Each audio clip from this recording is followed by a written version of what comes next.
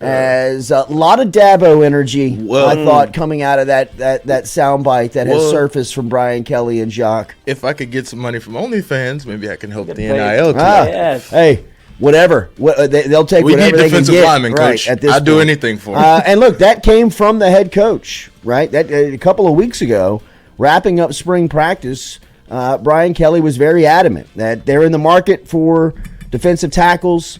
They understand how the game works now, and they are making no secrets about it.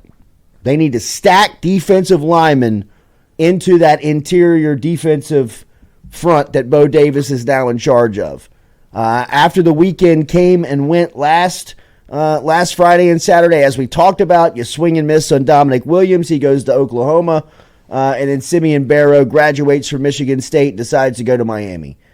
Both guys, LSU felt like they were in a really good spot with, as we said earlier this week, when it came to just selling the football, the leadership, the program, the opportunity, the coaching, and all that goes into recruiting, right? Like make no mistake about it that the recruiting at the baseline is about relationship building, trust, and getting to know one another, right?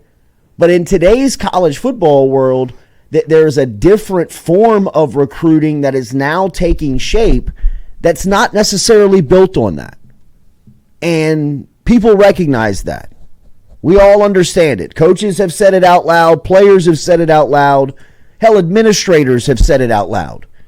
That transfer portal recruiting could be the death of college football by the way we know it. And through the first 2 years of its existence, it's been wild. It's been crazy. But at the end of it, right now, the rules say this is what it is. Like, this is it. You have to adapt or die in college football. And Brian Kelly had a soundbite that existed and came out yesterday with Jacques, and we'll talk to Jacques, who's coming in here at 8 a.m. this morning about his discussion with Brian Kelly. But here's what it sounded like yesterday, and the soundbite that's really kind of running rampant throughout the fan base. Lineman, where are you right now with that? Well, I think I made it pretty clear in a number of the press conferences that I had that we were in the market in recruiting in the transfer portal looking for defensive linemen. It hasn't fared very well, quite frankly, because we're selling something a little bit differently, and that is we want to recruit, we want to engage, build relationships, we want to develop, retain, and have success. We're not in the market of buying players, and unfortunately, right now, that's what some guys are looking for. They want to be bought. And look, I understand NIL is part of this, and we have an incredible collective. We have very, very generous opportunities around the greater Baton Rouge area for NIL opportunities. So they are here, but we're not going to go out and buy players. That's not what this is about. This was never about that. We will develop you. We will get you ready for the next step, as we did with Jaden Daniels, as we did with Malik Neighbors, as we did with Brian Thomas. We developed 3 defensive linemen that all got drafted this year. And we'll do that again. But if you're just looking to get paid, you're looking in the wrong place. If you like all the things that we do here in developing our players, bringing you into a championship program, playing in front of the best fan base in America, playing for championships, and having an opportunity for NIL, you should be a Tiger. But if you just want to get, paid, this is not the place for you. So I think there's a lot to that soundbite, right? Oh, said a lot in a minute and a half. And I agree with Brian Kelly in the sense of, if you have the money, it doesn't necessarily mean that you just have to spend it to spend it, right? Like, you need to be calculated on what you're spending the money on. In the same sense, when there is a market that is open and free to everyone, you have to play the market for what it is, right? Like, I mean, when you're in the market for defensive tackles and there's guys in the portal that Dominic Williams is the best one, okay.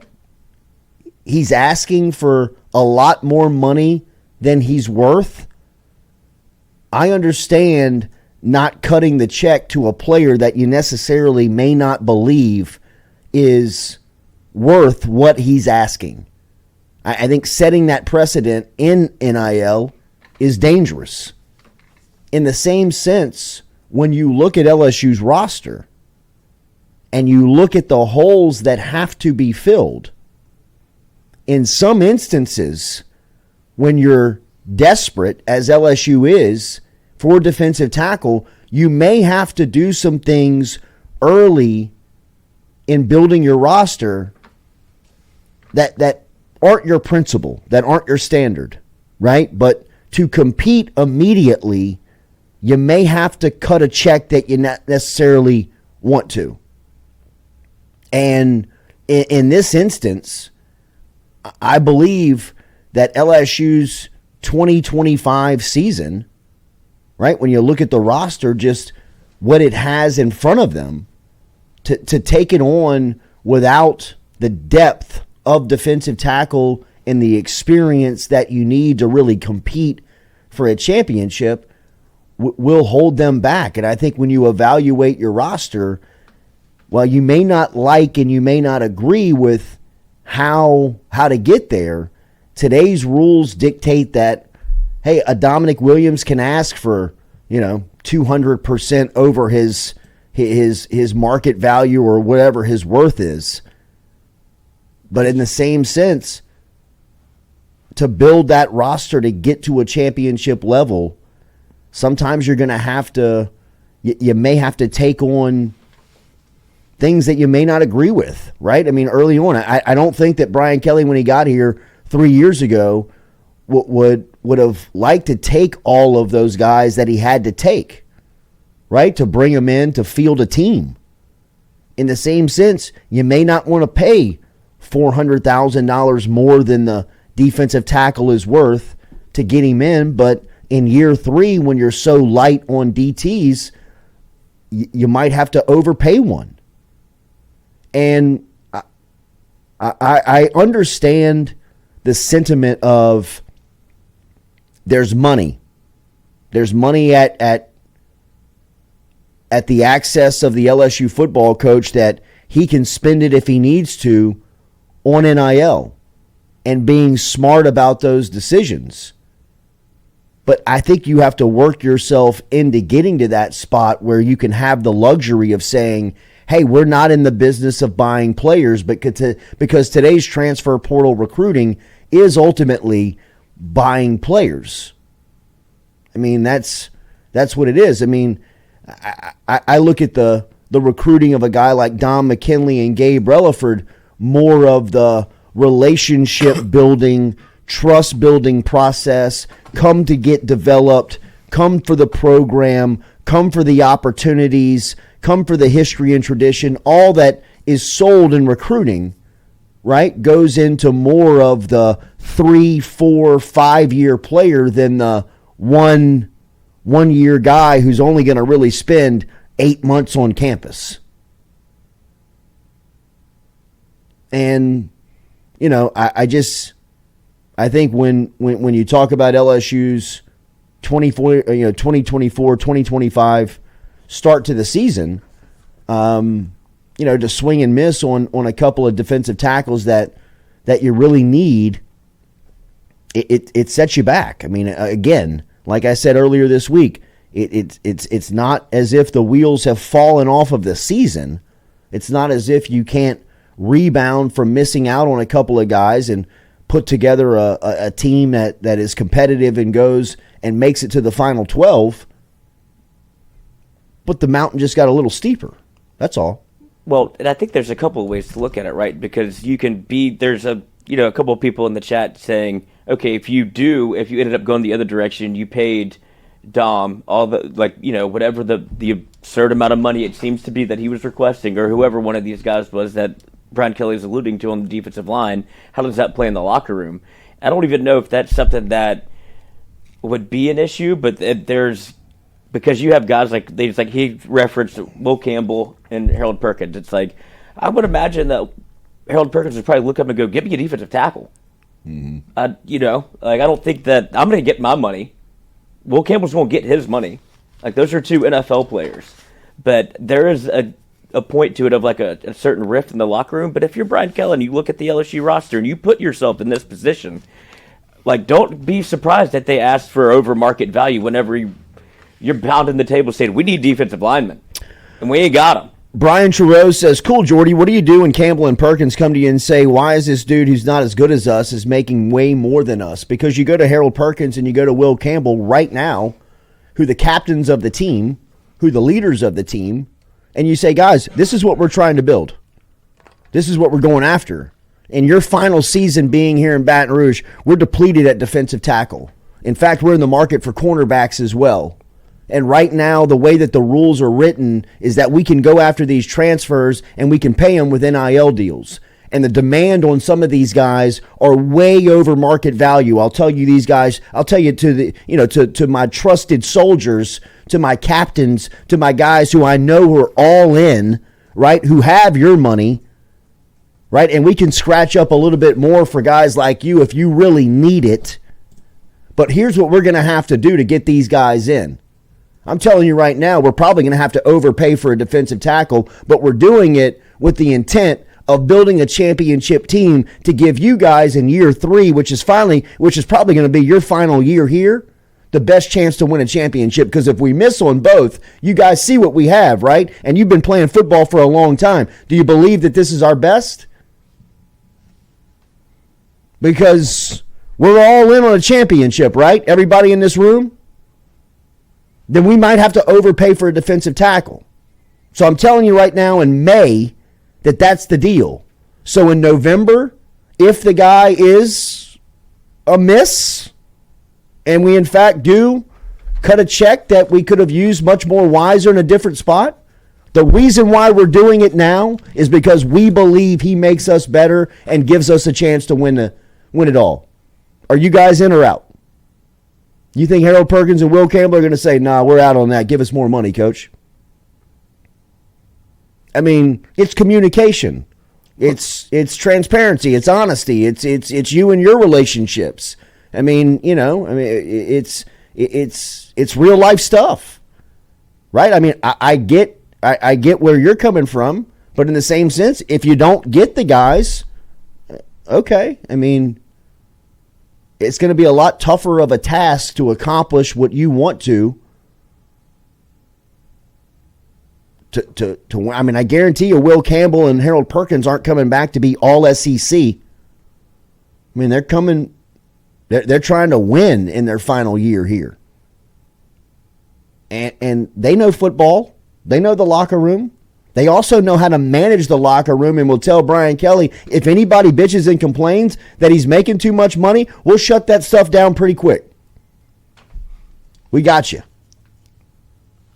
So, I mean, it's not all drama all the time, Brian, if you meet it head on and you handle it up front and say, hey, guys, here's why we're cutting the checks. I don't know if Dominic Williams is worth $1.3 million. He's probably not. But he's the only one I see on the board that we can really bring in and have a chance to make us that much better, to make us a championship team. You guys see anybody else out there? You guys know him better than I do. You probably played with some in high school. Is there anybody anywhere else that we can call and say, hey, you want to come to Baton Rouge? No? All right, well, Dominic Williams is the best one we got, and he's asking for a lot more money than he's worth. You guys think we should pay it? I would definitely have that conversation. Those kids are 21 years old, 20 years old. They're mature enough and have never been in any type of trouble, have shown that they have the best interest of the program and the team up front. And would this piss you guys off? In May, I know. So let's get to November. So, I mean, I hear you. But it's just a different way of building a roster in 2024 than it was, in the sense of selling that message of relationships, trust, development, experience, coaching, all of that. There's still room for it. I still think that's how you got Don McKinley, right? Because there was a time period there where McKinley's relationship with LSU was non-existent. It was a lot like we talked about earlier this week. LSU's had 10 defensive line coaches in the last 10 years. You get to the end of that line, a guy like Dominic McKinley, he's like, man, I don't even know who I'm going to talk to. I don't even know the deal. I don't know who anyone is. And finally, the last 6 months of his recruitment, Frank Wilson was like, heads up, move out of the way. Let me show you how to do this real quick. Builds a relationship in a short time, gets him onto campus multiple times, has him, comfortable, the entire family. Now you're the leader to get his younger brother because the family trusts and loves you so much. So, there is a part of that, but there also is this transfer portal recruitment of, hey, look, I'm not even bringing down all of my furniture. You know what I mean? I got a couple of trash bags of clothes, and I'm just going to wear the gear you give me, live in the apartment on campus, and, I'm out of here in 7 months. I'm going to take the Ben Simmons, Nas Reed tour of LSU. And it sucks. It's probably hell for a coach to play that game, but it's the difference of pretending and contending in college football. And if you're Brian Kelly, you have to you have to make an honest evaluation of the player, not just the situation you're in. If it is more of I don't think this is worth it. Like whatever, and all of this that's coming with it is what people are saying 1.5, and can he play, or do we just have to pay him because we need a body? Because we could probably go find bodies, but it's not like you're paying for an absolute, and this is just my assumption, like TCU probably would have let him walk. If he was an absolute game changer, I know that he is the best name at the position of need, but you have to probably make an honest evaluation of the talent at some point too, where it's like, this isn't jiving. Like, this is not how it works. But you also have to play the game that you're in. That's what makes it so interesting. You need a defensive tackle. You waited until the last window because you swung and missed on Bakai Wingo. You swung and missed on Mason Smith, so you didn't retain any of your defensive linemen. So you used up that window. And now you get to the second window where the supply does not meet the demand, and they know it. Like, you want what we got? Because I see where I can go. I see they don't have a lot of these. And LSU was the only school that had that problem. So once you start becoming a highly sought out mercenary, like we said that's going into this. These guys are pay to play. They're not coming here because they love LSU or love Miami or love Texas. They're doing it for one thing. They see an opportunity to make more money, they're going to take it. And that's the game you're playing. And Brian Kelly and LSU made a decision that, no, we're good on this one. Because you can also ask the question, where does that money go now? You could allocate it to the next recruiting class. You want to keep Underwood? There you go. Got a couple more million for you. Like, that's a way to look at it, because it's not unlimited that you have to keep raising this money and pay for one player just because you have a position of need. But it's also, if you're going to dabble in the portal, you know good and goddamn well this is what it is. Don't bitch and be like, well, we're not doing pay for play. Yes, you are. You're in the market of pay for play. Right. Now, if you make the decision to not do it, that's fine. But don't act like the game ain't fair. You know the rules. And if you don't want to do it, you don't want to do it. So that's what it is. Play that way? Yeah, exactly. Like, what do you think you were doing when you got on the microphone and you say, we're in the market. We're in the market for a defense. Right. What do you think the market is? It's money. Yeah. And it's like, oh, we're not paying that much. It's like, well, we're not going to pay to play. Where you're like, well, what'd you think the game was? I thought they'd don't be in the market. That's why you keep talking about a collective, and we're raising money for defense. I don't think that they were shocked by them asking money at all. I think they were shocked by the number numbers, that was being asked. Absolutely. Right? That's what I'm saying. You can't be, though. Yeah, and there's probably a lot of reality to that. Like, come on. I'm sure somebody within that room was like, probably come said, on, no, man. We're not doing like, that. Come on. I mean, come on. This guy is not proven that he's worth this. But, in today's age, he's here. You've got a it's not necessarily a handler anymore. I mean, sure, it is, which has been, on the circuit and on the recruiting trail for decades. That just kind of that slimy figure, the stereotypical handler, whoever you see, slick back hair, tracksuit, asking for money. Or it's now, realistically, I mean, like it's an agent. You know what I mean? Yeah. It's somebody with negotiating prowess That is working the phone who with is multiple saying, people. hey, look, I'm going to get you the best deal, and here's my commission rate. Like, if I can get you this, will you pay me this? And then, people are like, hell yeah. And the more you make, the more I make. See, Right? but It's a beautiful the agent is world. supposed to only get 3%, but they probably squeeze. But there's college no, kids. but there's no law there's for no this. cap, No, yeah, there's no. There's a law in the CBA for the NFL and the Exactly. NBA and the MLB that says the agents can only keep this. Right now, this is the Wild Wild West. Yeah, I'll take. The I mean, if you don't 20%. like, if you're a runner for an agency and be like, you've been recruiting a guy for 2 years, 3 years since he's been a junior in high school, you're like, this guy's a definite. He's going to be a first-round pick here in 4 years. Go get to know him, right? And now he's on campus and be like, hey, man, I'll just negotiate this contract for you right now. Like, you want me to show you what I can do? Watch, get out of the way. If I get you this, will you let me keep this? Who's not going to be like, hell yeah. You know what I mean? If I get you 500,000, you mind if I keep 80? Mm-hmm. Like, well, no. I was gonna give that to my cousin, distant cousin. And also, I would love to have seen the scenario in which, what do you think the fan base reaction would have been if LSU would have gotten him? Say it one more time. What do you think the fan base reaction would have been if you'd have gotten? They would have just talked about how much money they spent. Well, on I think you'd just been like, kind of like, you're in the game. Finally, we got you defensive got linemen. him. Like, you kind I of think it would be overwhelmingly positive. Yeah, I think it was. I don't think anybody would find the narrative of, I can't believe Brian Kelly and LSU didn't stand up to insert player because he wanted $1.5 million, right? Yeah, It'd been like, all right, LSU pay to play. This is what it is. I mean, it was just like Brian Kelly saying 2 weeks ago, like, we're in defensive tackles, and then like 2 weeks later, getting defensive tackles. You're like, all right, job well done. Like, I'm just saying it's because if the different scenario happens and LSU pays to play, pays whatever defensive lineman it is, and then goes on with Jacques yesterday. He's like, dude, we paid $1.5 million, but we're in it. We're here to win. Right. Like, this is what you do when you come to LSU. I came here to contend and win national championships. What do you think the message would be? yeah, I mean, like, It's just.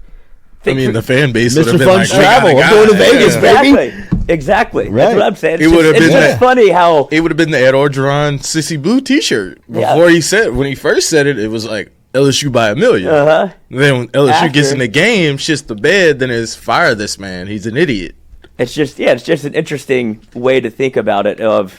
It's okay to think for yourself in some of these. Like, you don't have to be absolutely in agreement with everybody. Yeah, 'Cause right. It's a sticky Like, I mean, situation, no, but it is. And you I could have been spun 20 different ways on what to believe. I see why people would say, I love what Brian Kelly is saying, and Brian Kelly is saying the right things and what he's telling Jacques, based off right? the decision he made. Like, he's like that has to be there. You have to know that coming to LSU, people have to believe, like, if I go to LSU, I'm going to get the best coaching. I'm going to get great facilities. I'm going to play a big time schedule. I'm going to have an opportunity to be showcased in front of all of this, and all the while building great relationships, having NIL opportunities.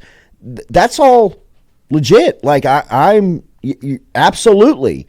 But in the same vein, 1 year recruitments of transfer portal guys exist. It exists for now. What is the rule? And if you're in on it, you got to know that some years you're going to say, this guy's asking for way too much money. He's not worth it. How desperate are we? And for LSU right now, like we said earlier this week, late last week, You're desperate.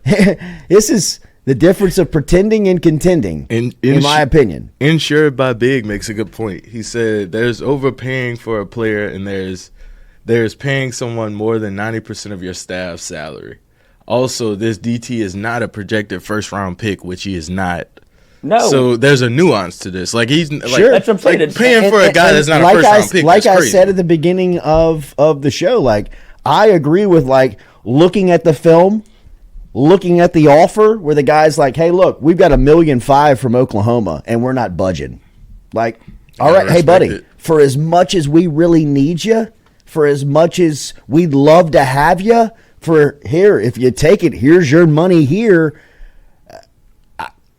These Boomer people are sooner. good. Yeah. You know what I mean? Like, I mean, good for you. Boomer. You know, like, I Go mean, ride that it's like horse. we're not budging. You know, I mean, we've made this is the best offer that we can make. Better hope that carriage doesn't fall again. It can happen. But ultimately, if you're LSU, that's what you have to think it was. Like, understanding that you need defensive tackles, right? You need defensive linemen. Sure. And if this is the one that's available, it could, you negotiate a deal and it's a number, you go, I mean, he's not even good. Yeah, right. So right. no, like, Right, never mind. like, I mean, buddy, it'd have been easy, $500K. You're coming in here talking like you're Glenn Dorsey. Yeah, Right. Look, if it's me, if I'm on the LSU staff right now, I'm paying the kid from ULM and Oh, call at it this a year. point, that now, kid is a stud. Like at this point, the tape fellas, all matches right, we with got this money. it.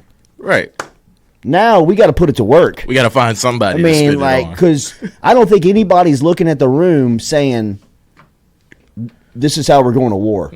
no way. You know what I mean? No way. Like- Bo Davis is looking at his room like I can go to war with them. And I'm and not that's not necessarily saying- disrespecting Jacoby Yeah. and Guillory. I'm not disrespecting those guys that are in that room. I'm saying, fellas, you got to have more numbers. We don't have enough bullets in this gun. Yeah, like I mean, this is dangerous. We're already going over to the offensive line to put more on the defensive Yeah. line. This is dangerous in college football. Yeah. Like to we don't take have this amount of, like, of defensive tackles. I don't even think they have a 2 deep. Like a serious 2 deep going into if they were going into a game day this week, I don't think they would have a 2 deep.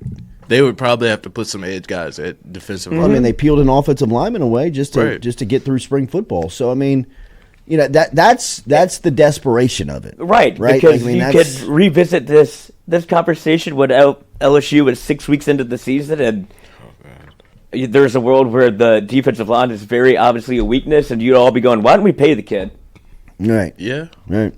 Could. There was because you have to do something, and now if you're the cat from UL Monroe, you're going. I know how much money y'all got. You ain't got nobody. Like, Right. my number just went up. I mean, like, How long you going to stand on business? Take this 700,000 right here. Yeah, I know. I came up here and asked for I'm gonna head three. to Now I'll- Knoxville this weekend. Y'all Yeah. cool with that? Yeah, You know, like- I know it was 300,000. I mean- and I was maybe a take. Now it's 8, and I'm definitely a take. Like, I know you want me now. That you just put yourself in a situation where there wasn't very many of the thing that you needed, and they're all going. So people are like, "Oh, I wouldn't pay that much for a Nissan Altima." And it's like, what if you don't have a fucking car? Then you have money. Like, You gotta pay you for have it. choice. right, exactly. I don't want to drive. How are you gonna get to work?